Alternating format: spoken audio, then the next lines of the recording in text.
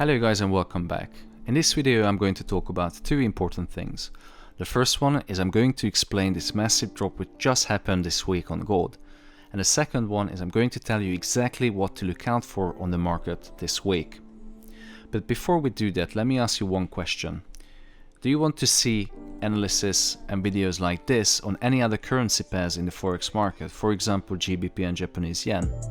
If the answer is yes, make sure you leave your favorite currency pair in a comment below and I will make weekly videos from now on.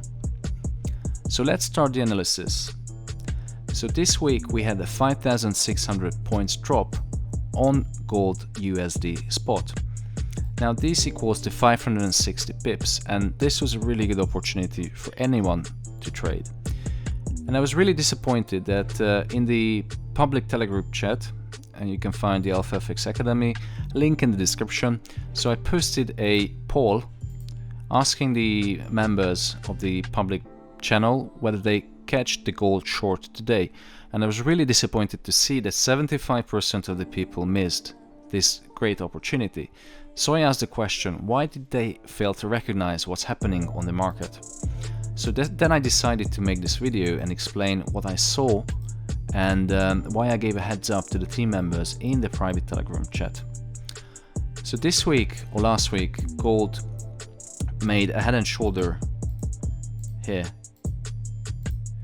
and the market direction is generally bearish. So the only thing that you look for in a bearish market direction is short opportunities.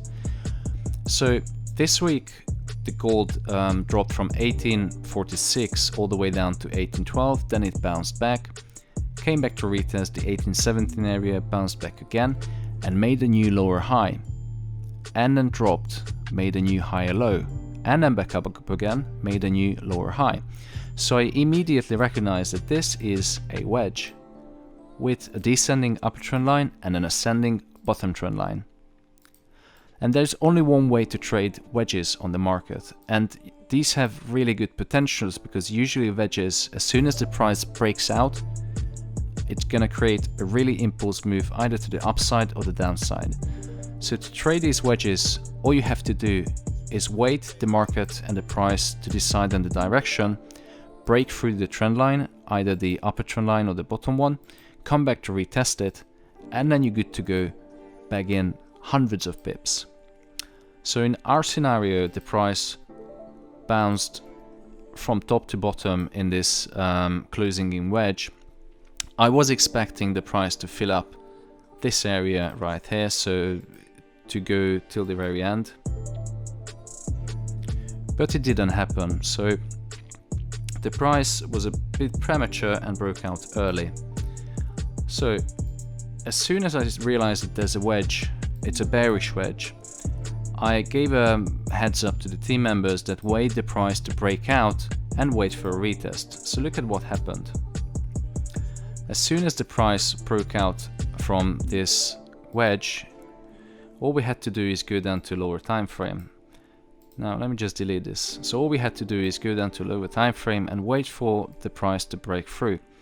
And I admit that the retest of this wedge, it wasn't as sharp as I expected, but you could still see on the smaller time frame, as soon as the price broke through, it found support on the 1815 level and then bounced back. So if I go down to the 5-minute chart, you can see that this was what I was waiting for. This was the retest, and I admit I was expecting the price to come back to the 1819 area where I had my sell limit, but it failed to come back because there was so much volatility and liquidity in the market that the price didn't come back at all to retest the 1819 and just continued its way to the downside. So as soon as I realized that the price will not come back to the 1819, I just entered into short trade somewhere around here. And look what happened. The price completely melted, making a 5,600 points drop. So even if anyone who missed the opportunity to enter either on the retest or within the wedge, there was some pretty big moves going down. Usually when you trade wedges, the price makes so sharp and so impulse moves that you're good to enter in the beginning of the move, not in the middle, because look what happened. As soon as the price tapped into the 1790 level, it just bounced back, because this was the New York Stock Exchange open, so we had so much volatility flooding into the market. The price just went back all the way to 1815 and then melted again. So once again, to recap, every time if you see a wedge on the market, wait the price to break out to either the upside or the downside. Wait for a retest, even if it's a small retest, but look for signals and confirmations, and then you can enter into a trade. But even if you enter late, just use a bigger stop loss and a smaller lot size and you're good to go. So let's talk about what I expect on gold in the coming days or this week.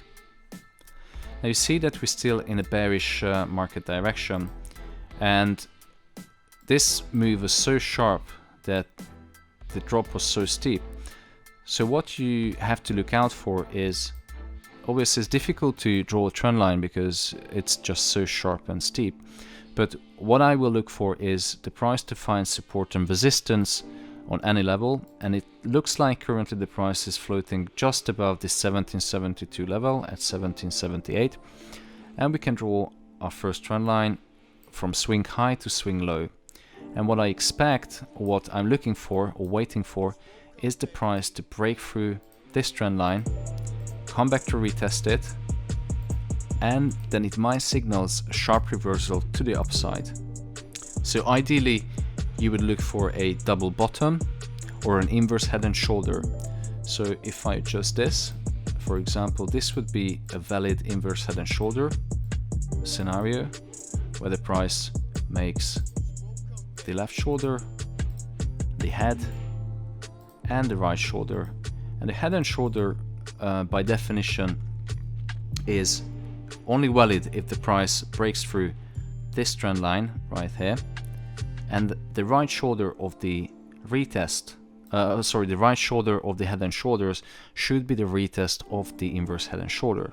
So this is one example how price could change the bearish market direction into a bullish one, and as soon as this happens, then you're good to enter into a trade. So once again guys, if you have any questions or any request, if you want to see a foreign pair currency analysis, make sure you comment in the video below, and I will make weekly videos from now on. And if you have any questions, you can go to my website at alphafx.hu, click on the contact button and message me on Telegram.